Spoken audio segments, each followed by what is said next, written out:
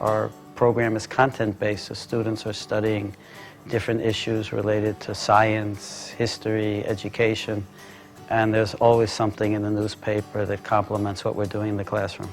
It not only tells you what's happening now, but many times the articles give you background, a context for what's happening, and that's critical for understanding. So the Times becomes, depending on the issue, the level of difficulty of the article, and the timing of when a piece appears, it either becomes the text that we study the next day, or it's just used for reference and independent learning.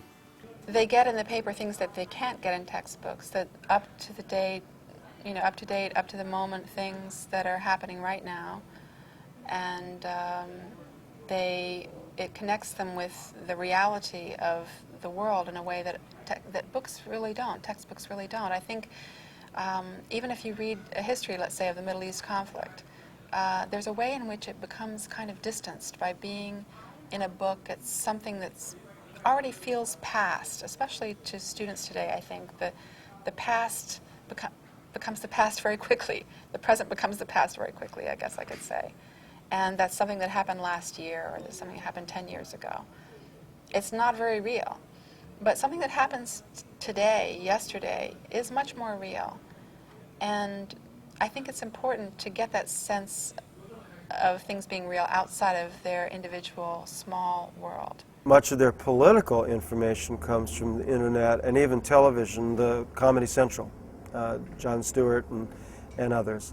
So I think that it's helpful to have the newspaper to provide a contrast, just kind of a counterbalance to what students are getting online. $50 for a whole year in comparison to a textbook. We pay about $50 for a textbook for a quarter of the year. So $50 for the whole year really wouldn't be that much compared to a textbook, because it can be read for so many different classes, for all the business classes definitely, and then for anything that has to do with politics or history or society. I mean, it's just a great supplement to anything you're reading about. I think this enhances the student learning, and it also shows them some application of what they are learning, let's say, in a psychology course. If you have an abnormal psychology course, and here you have some articles, let's say, from the science section of the Times that deal with, mental illness or some other aspects of abnormal psychology, you can bring that into the class and make learning much more fun for students. It just leads to very good discussions, especially when you're in a group of people and you get different perspectives. All of the disciplines at the university have something, some touchstone in the New York Times that they like to relate to, and they like their students to relate to.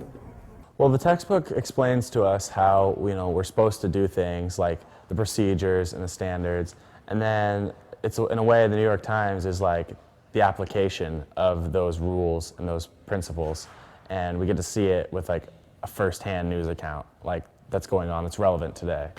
In our more advanced classes, we do a lot of analysis of how the New York Times covers an article rather than the fact that they did cover the article. Anyone can rehash what happened. Anyone can ask 5 questions.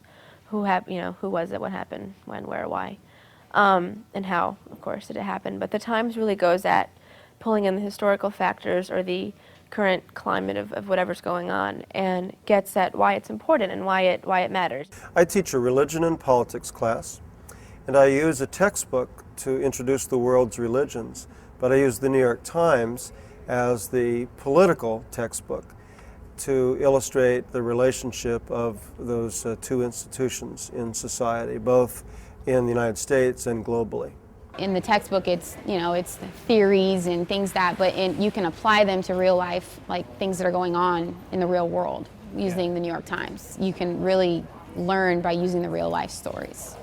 I think that's a more effective way of learning than just learning old theories. I mean, you're going to learn those, but it's nice to be able to apply those to something. I think it's more effective. While we have our own curriculum and we read stories, essays, articles, we also use the newspaper as a resource, because there's usually something in the newspaper, at least on a weekly basis, that is directly related to what we're studying in class.